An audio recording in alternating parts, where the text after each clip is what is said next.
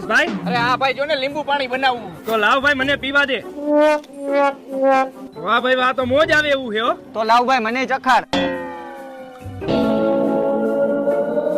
હું ભાઈ દાંત કાઢતા કાઢતા વિચારે.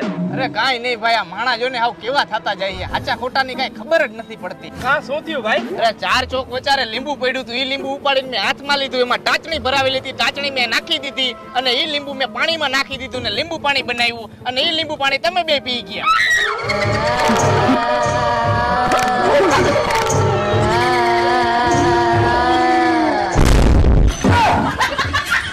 સારું થયું આ લીંબુ પાણી મેં ન પીધું ને આની ગોળે હું પડી ગયા.